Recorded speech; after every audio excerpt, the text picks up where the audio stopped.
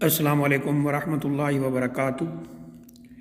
الحمدللہ رب العالمین والعاقبۃ للمتقین والصلاة والسلام علی اشرف الانبیاء والمرسلین نبینا و رسولنا و حبیبنا و امامنا محمد وعلی آلہ و صحابہ اجمعین، اما بعد۔ یہ ہمارے کسی بھائی نے سوال کیا ہے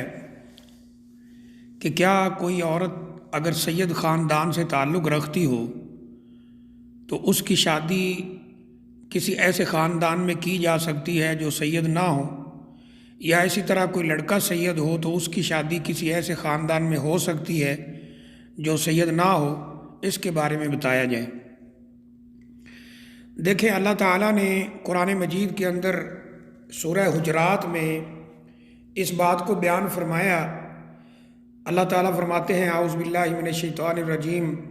یا ایھا الناس انا خلقناکم من ذکر و انثی وجعلناکم شعوبا وقبائل لتعارفوا ان اکرمکم عند اللہ اتقاکم ان اللہ علیم خبیر، کہ اے لوگو، ہم نے تم کو ایک مرد اور ایک عورت سے پیدا کیا اور تمہارے قبیلے قبائل صرف اس لیے بنائے کہ آپس میں تعارف رہے۔ یاد رکھو کہ یقیناً اللہ تعالیٰ کے ہاں اسی کی عزت ہے جو متقی اور پرہیزگار ہے۔ ان اکرمکم عند اللہ اتقاکم، اللہ کے ہاں زیادہ عزت والا وہی ہے جو زیادہ تقوی والا ہے۔ ان اللہ علیم خبیر، اللہ تعالیٰ خوب جاننے والے بھی ہیں، خوب خبر رکھنے والے ہیں۔ اس آیت کریمہ سے واضح ہے کہ اصل معیار تقوی ہے، خاندان یا سید ہونا یا نہ ہونا یہ معیار نہیں ہے۔ دوسری بات یہ ہے اس سلسلے میں کہ نبی اکرم صلی اللہ علیہ وآلہ وسلم نے اپنی پھوپھی زاد بہن، جن کا نام سیدہ زینب بنت جہش ہے اور وہ قریشی خاندان سے تعلق رکھتی ہیں، سیدہ ہیں، نبی صلی اللہ علیہ وسلم کی کزن ہیں، ان کی شادی آپ نے حضرت زید رضی اللہ تعالیٰ عنہ سے کروائی تھی، جو کہ نہ ہی تو قریشی تھے، نہ سید تھے، اور نہ ہی ان کا کوئی بہت بڑا خاندان یا قبیلہ تھا، بلکہ وہ ایک غلام تھے۔ اور اس کا ذکر قرآن مجید میں اللہ نے کیا ہے سورہ احزاب کے اندر، کہ اللہ فرماتے ہیں فَلَمَّا قَضَىٰ زَيْدٌ مِّنْهَا وَطْرًا زَوَّجْنَاكَهَا لِكَيْ لَا يَكُونَ عَلَى الْمُؤْمِنِينَ حَرَجٌ فِي أَزْوَاجِ أَدْعِيَائِهِمْ، کہ جب زید رضی اللہ تعالیٰ عنہ نے ان کو طلاق دے دی تو ہم نے آپ کی شادی کر دی تاکہ منہ بولے بیٹے کی بیوی کے ساتھ شادی میں کسی قسم کا کوئی حرج محسوس نہ کرے مومن اہل ایمان۔ تو یہاں بھی اگر ہم دیکھیں تو وہ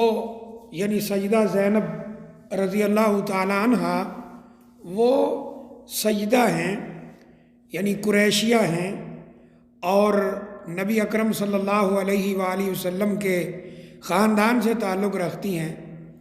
اسی طرح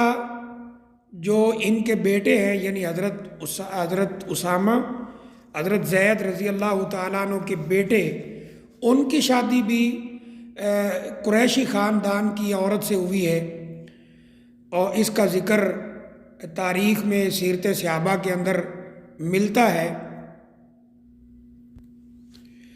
اسی طرح سیدنا بلال رضی اللہ تعالی عنہ، ان کی شادی بھی قریشیہ عورت سے ہوئی ہے، اور اس کا ذکر بھی صحابہ اکرام کے حالات کے اوپر، ان کی سیرت کے اوپر جو کتابیں لکھی گئی ہیں ان میں موجود ہے۔ سیدنا اسامہ بن زید رضی اللہ تعالیٰ عنہ کی شادی سیدہ فاطمہ بنت قیس رضی اللہ تعالیٰ عنہ سے ہوئی، جو کہ ایک معروف قریشی عورت ہیں۔ اسی طرح سیدنا بلال رضی اللہ تعالیٰ عنہ کی شادی حضرت عبد الرحمن بن عوف رضی اللہ تعالیٰ عنہ کی ہمشیرہ، ان کی بہن سے ہوئی، وہ بھی مشہور قریشی عورت ہیں۔ اس لیے اصل بات یہ دیکھنی چاہیے کہ جو معیار رسول اکرم صلی اللہ علیہ وسلم نے ہمیں دیا ہے وہ اگر لڑکے کے اندر موجود ہے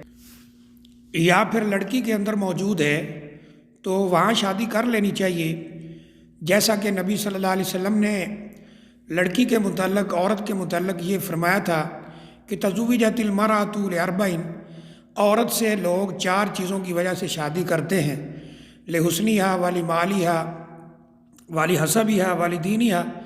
کچھ لوگ حسن دیکھ کے کرتے ہیں، کچھ لوگ مال دیکھ کے کرتے ہیں، کچھ لوگ خاندان دیکھ کے کرتے ہیں، اور کچھ لوگ دین دیکھ کے کرتے ہیں۔ تو فرمایا فاظفر بذات الدین، دیندار عورت جو ہے اس کے ساتھ شادی کرو۔ اور لڑکے کے بارے میں آپ نے فرمایا تھا اذا خطب احدکم ترضون عن دینہ وخلقہ فزوجوہ، کہ جب تمہیں کوئی ایسا لڑکا شادی کا پیغام بھیجے کہ اس کے دین اور اخلاق، یعنی دیندار ہو، دین پہ چلتا ہو، اور اچھا سلوک، اچھے اخلاق والا ہو، تو اس کے ساتھ اپنی بیٹی کی شادی کر دو، بہن کی شادی کر دو۔ اور اگر تم نے ایسا نہیں کیا تو نبی اکرم صلی اللہ علیہ وسلم نے فرمایا ہے کہ زمین میں تکن فتنۃ و فساد عریض، زمین میں بہت بڑا فتنہ اور فساد پھیل جائے گا، یعنی اسے روکنا ممکن نہیں ہوگا، جو آج ہم اپنی آنکھوں سے دیکھ رہے ہیں کہ ہم نے جب سے ایسے جھوٹے معیار بنا رکھے ہیں کہ فلاں خاندان ہو، بعض لوگ کہتے ہیں اپنے خاندان سے باہر شادی نہیں کرنی چاہیے،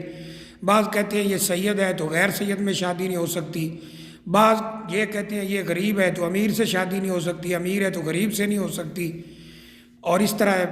جہیز اور مطالبے اور یہ وہ، تو نکاح اتنا مشکل ہو گیا کہ جس کا لازمی نتیجہ یہ نکلا کہ زنا آسان ہو گیا، اور زمین میں فتنہ اور فساد ہم اپنی آنکھوں سے دیکھ رہے ہیں، اور اس کے برے اثرات وہ ہم محسوس بھی کر رہے ہیں لیکن سمجھنے کے لیے تیار نہیں ہیں۔ تو بہرحال اسلام کے اندر ایسی کوئی پابندی نہیں ہے کہ ایک خاندان جو ہے وہ دوسرے خاندان سے شادی نہیں کر سکتا، یا ایک لڑکے کا تعلق اگر سید خاندان سے یا لڑکی کا تعلق سید خاندان سے تو وہ دوسرے خاندان میں نہ کرے، ایسی کوئی بات نہیں ہے۔ بعض علماء کے نزدیک کفو یعنی برابری ہونی چاہیے، وہ اس کا مطلب یہ ہے کہ مثال کے طور پہ لڑکی دیندار ہے، باشرہ ہے، پابند صوم و صلاۃ ہے، اور دین کے اوپر چلنے والی ہے، تو اس کی شادی کسی ایسے بندے سے نہ کر دی جائے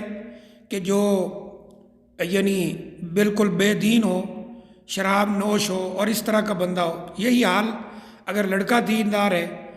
اور صوم و صلاۃ کا پابند ہے، دین کے اوپر چلنے والا ہے، تو اس کی شادی کسی ایسے لڑکی سے نہ کر دی جائے جو بالکل بے دین ہو اور بد کردار ہو۔ اسی طرح کچھ علماء نے یہ کہا کہ جو ایک معیار ہے دنیا کا تھوڑا بہت، کہ مثال کے طور پہ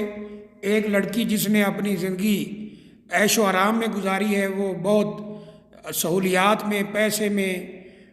اور ان چیزوں میں رہی ہے، اگر وہ زبردستی اس کی شادی کہیں غریب خاندان میں کی جائے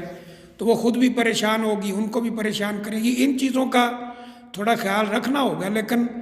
ایسا کوئی معیار شریعت نے نہیں دیا ہے کہ ایک سید ہے تو دوسرا سید ہی ہونا چاہیے، لڑکی سید ہے تو لڑکا سید ہو، یا لڑکا سید ہے تو لڑکی لازمی سید ہو، یا سید خاندان دوسرے خاندان میں شادی نہیں کر سکتا، ایسی کوئی بات شریعت میں ثابت نہیں ہے۔ واللہ اعلم بالصواب۔